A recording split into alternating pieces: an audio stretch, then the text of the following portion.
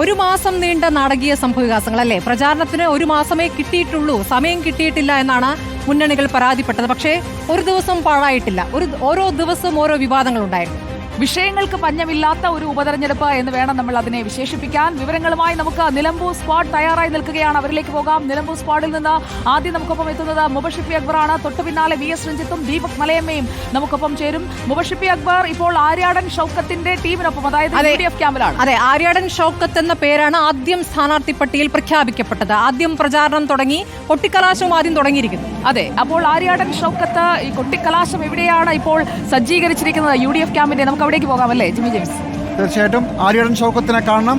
അതിനൊപ്പം എനിക്ക് ആര്യാടൻ ഷൗക്കത്തിനൊപ്പം ഇന്ന് എത്രയാൾ എന്നുകൂടി കാണണം. കാരണം ആര്യാടൻ ഷൗക്കത്താണ് ഈ മത്സരത്തിലെ ഗെയിം ചേഞ്ചർ. അങ്ങനെയാണെങ്കിൽ വാഹനങ്ങൾ എത്തിക്കഴിഞ്ഞു. നോക്കൂ, വാഹനത്തിൽ യുവ നേതാക്കൾ അല്ലെ, പ്രചാരണത്തിൽ ആദ്യന്തം കൂടെ ഉണ്ടായിരുന്ന യുവ നേതാക്കൾ, യൂത്ത് ലീഗിന്റെ നേതാക്കളുണ്ട്, ലീഗ് നേതാക്കളുണ്ട്. ഒപ്പം തന്നെ അതോടൊപ്പം ശ്രദ്ധേയമായ മറ്റൊരു കാഴ്ച കൂടി നമുക്ക് കാണാം. അതായത് വാഹനത്തിന്റെ മുന്നിൽ ഒട്ടിച്ചിരിക്കുന്ന ചിത്രങ്ങൾ, അതിൽ മുതിർന്ന നേതാക്കൾ എല്ലാവരും ഒറ്റക്കെട്ടാണ്, UDF ഒറ്റക്കെട്ടാണ്, ഒരു സംവിധാനമാണ് എന്ന് കാട്ടുന്ന രീതിയിലാണ് ആ 5 തലകൾ, പ്രധാനപ്പെട്ട 5 തലകൾ ആ വണ്ടിയുടെ മുന്നിൽ നമുക്ക് കാണാം. മുബഷീർ, റോഡ് ഷോ ഇപ്പോൾ എവിടെ വരെ എത്തി? എങ്ങനെയാണ് ഈ കൊട്ടിക്കലാശം നിശ്ചയിച്ചിരിക്കുന്ന സ്ഥലത്തേക്ക് ഉള്ള പര്യടനം നിശ്ചയിച്ചിരിക്കുന്നത്?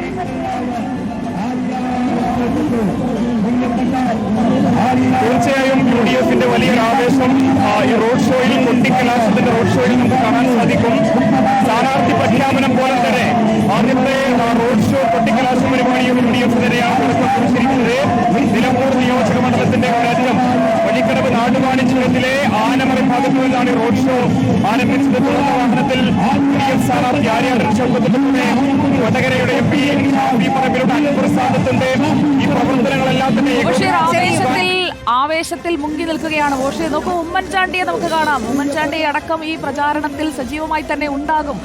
ചാണ്ടി ഉമ്മൻ മത്സരിച്ച് വീട് കയറുന്നതടക്കം ആര്യാടൻ ഷൗക്കത്തിന് വേണ്ടി ഏറ്റവും കൂടുതൽ വീടുകൾ ഒറ്റ ദിവസത്തിൽ ചുരുങ്ങിയ സമയം കൊണ്ട് കയറിയ റെക്കോർഡും ചാണ്ടി ഉമ്മൻ ഈ പ്രചാരണത്തിനിടെ ഇടുന്നത്. ജിമ്മി, ഇക്കാര്യത്തിൽ ഒരു കാര്യം, ഈ തെരഞ്ഞെടുപ്പിൽ UDF ഒറ്റക്കെട്ടാണ്, ലീഗിലും കോൺഗ്രസിലും ഭിന്നതയില്ല എന്ന് തെളിയിക്കേണ്ട ഒരു ബാധ്യത കൂടി നിലമ്പൂരിൽ ഉണ്ടായിട്ടുണ്ട്. അപ്പോൾ അത് അവര് കൃത്യമായും ദൃശ്യങ്ങളിലൂടെ തന്നെ ഞങ്ങളത് ഒറ്റക്കെട്ടാണ്, ഞങ്ങൾക്കിടയിൽ ഭിന്നതയില്ല എന്ന് കാണിക്കാൻ ശ്രമം ഉണ്ടായിട്ടില്ലേ?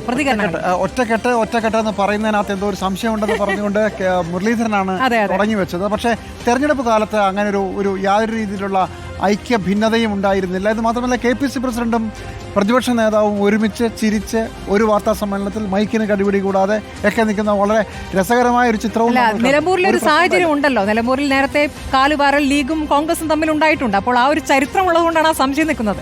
ആര്യാടൻ ഷൗക്കത്ത് ഒന്നുകൂടി തോൽക്കാതിരിക്കാനായിട്ടുള്ള എല്ലാ ടേക്ക് കെയർ എന്ന് പരസ്പരം പറയുന്നുണ്ടാകും നേതാക്കളൊക്കെ. എന്ന് മാത്രമല്ല, മുസ്ലിം ലീഗിന്റെ ഒരു വോട്ടർലുവോ ഒരു വിജയമോ ആവേണ്ട ഒരു മത്സരമാണ്. കാരണം ഈ തെരഞ്ഞെടുപ്പിൽ കോൺഗ്രസിന്റെ തോൽവിയല്ല, അത് മുസ്ലിം ലീഗ് അവരുടെ ഒരു തോൽവിയായാണ് കാണുന്നത്. അത്രയ്ക്ക് ശക്തമായി മുസ്ലിം ലീഗ് അവസാനത്തെ 3-4 ദിവസം മുസ്ലിം ലീഗ് ആയിരുന്നു UDFന്റെ പ്രചരണ യന്ത്രത്തെ ചലിപ്പിച്ചത്, നിയന്ത്രിച്ചതെല്ലാം. ബാക്കി എല്ലാവരും അവർക്ക് പിന്നിൽ അണിനിരക്കുകയായിരുന്നു. കാരണം മുസ്ലിം ലീഗ് ഇത്തവണ പാലം വലിക്കില്ല. ആര്യാടൻ ഷൗക്കത്തിനും അതിനു മുമ്പ് ആര്യാടൻ മോഹന്റെയും കാലത്ത് നടന്ന സംഭവങ്ങളൊക്കെ പഴങ്കഥയാണ് എന്ന് വിശ്വസിച്ചുകൊണ്ട് ഒരുമിച്ച് പോവുകയാണ്. അത് പൊളിക്കാൻ LDFന്റെ ഭാഗത്തു നിന്ന് വളരെ കൃത്യമായ പരിപാടികളും ഉണ്ടായിരുന്നു. ലേറ്റായി വന്ന ഒരു സ്ഥാനാർത്ഥിയുണ്ട്. അതായത് ആദ്യം മത്സരിക്കുന്നില്ല എന്ന് തീരുമാനിക്കുന്നു. ഈ തെരഞ്ഞെടുപ്പ് തന്നെ അനാവശ്യമാണ് എന്ന് പറയുന്നു BJP.